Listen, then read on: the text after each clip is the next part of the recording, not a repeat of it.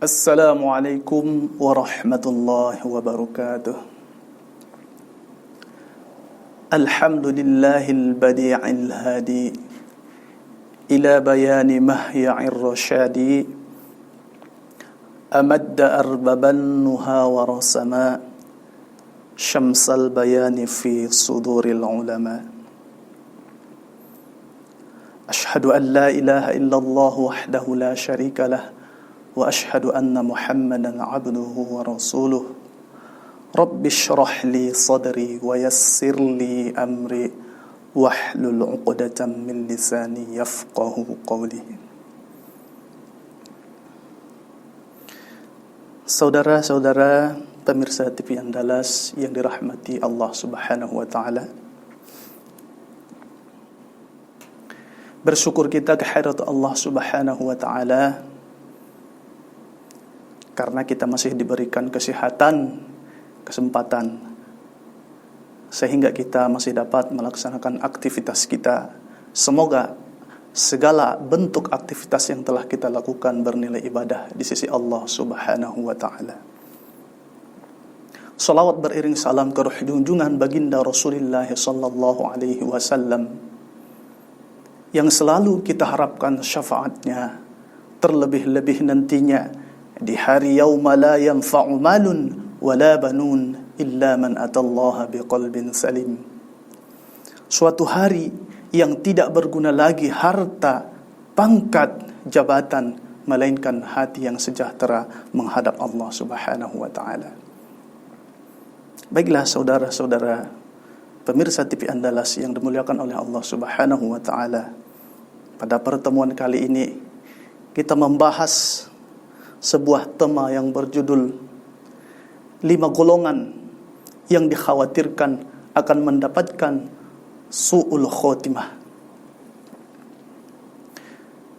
Sayyid Abdullah bin Alawi Al-Maliki Al-Haddad dalam kitabnya yang berjudul Sabilul Iddikar wal I'tibar, dalam kitabnya menjelaskan ada 5 golongan orang yang dikhawatirkan akan memperoleh su'ul khotimah ketika meninggalnya. Dalam kitabnya disebutkan, qalu wa aktsaru man yakhsha alaihi su'ul khotimah wal a'yadu billah. Para ulama berkata, orang yang dikhawatirkan akan memperoleh su'ul khotimah, yakni ketika mati dalam keadaan yang jelek. Yang pertama, al-mutahawanu bis-shalah, yang artinya adalah orang yang meremehkan salat. Di dalam surah Al-Ma'un ayat yang keempat disebutkan, fawailul lil musallin alladzina hum an salatihim sahun. Neraka wail bagi orang yang salat. Orang yang salat yang seperti apa? Orang yang sholat tapi lalai dalam sholatnya. Dan di dalam tafsir Ibnu Katsir disebutkan, Rasulullah menjelaskan bahwa orang yang melalaikan sholat itu adalah orang yang mengakhir-akhirkan, yang mengulur-ulur waktu sampai waktunya habis. Itu yang disebut, itu yang diartikan dengan orang yang melalaikan sholat. Padahal dalam sebuah hadis disebutkan, amal ibadah solat merupakan amal yang pertama dihisab oleh Allah Subhanahu wa ta'ala. Disebutkan dalam hadis, awwalu ma yuhasabu bihil abdu yaumal qiyamati min amalihi salatuh. Yang pertama kali dari amal seseorang yang dihisab oleh Allah Subhanahu wa ta'ala adalah salatnya. Fa in saluhat faqad aflaha wa anjah. Apabila solatnya bagus, maka berhasillah ia. Fa in saluhat fa in fasadat faqad khaba wa khasira. Dan apabila solatnya jelek, maka merugilah ia. Oleh karenanya, marilah kita menjaga solat kita dengan sebaik-baiknya. Dalam kondisi apapun, kita tetap melaksanakan solat. Saudara-saudara pemirsa TV Andalas yang dimuliakan oleh Allah Subhanahu wa ta'ala, Adapun golongan yang kedua yang dikhawatirkan mendapatkan sakaratul maut adalah al-mudminu li syurbil khamri. Orang yang mengkonsumsi minuman yang haram. Dalam sebuah hadis disebutkan, kullu muskirun khamrun wa kullu khamrun haramun. Setiap yang memabukkan itu adalah khamar, dan segala bentuk khamar itu adalah haram. Lantas bagaimana dengan perkembangan sekarang? Ada orang yang menyalahgunakan obat bius atau yang dikatakan dengan narkoba, sama hukumnya. Ketika mereka mengonsumsi itu hukumnya haram. Kembali kepada hadis Nabi, setiap bentuk dari segala bentuk yang khamar itu adalah hukumnya haram. Lantas kenapa Allah Subhanahu wa taala mengharamkan khamar tersebut?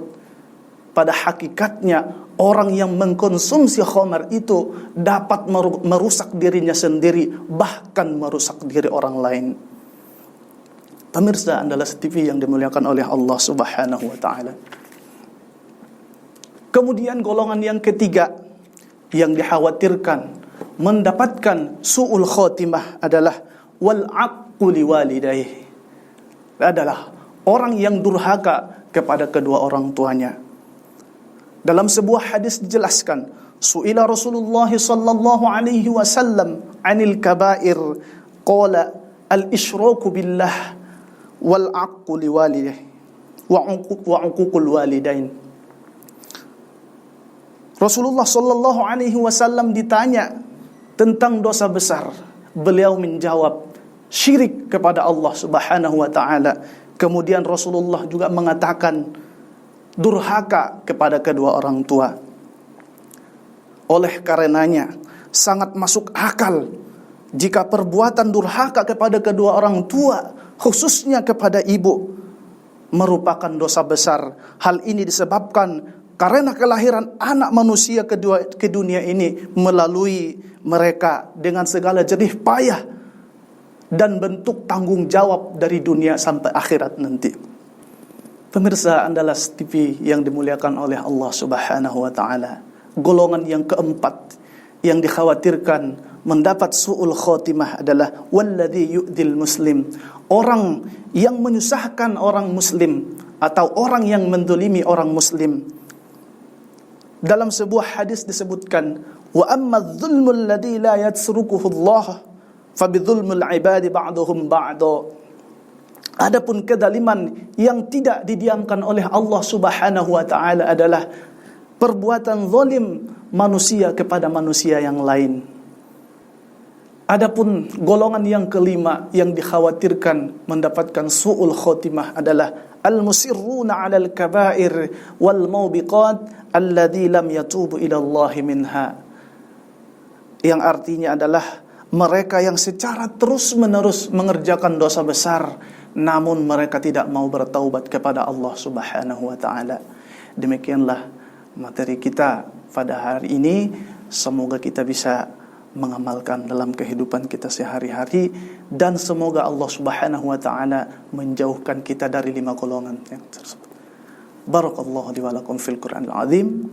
Assalamualaikum warahmatullahi wabarakatuh.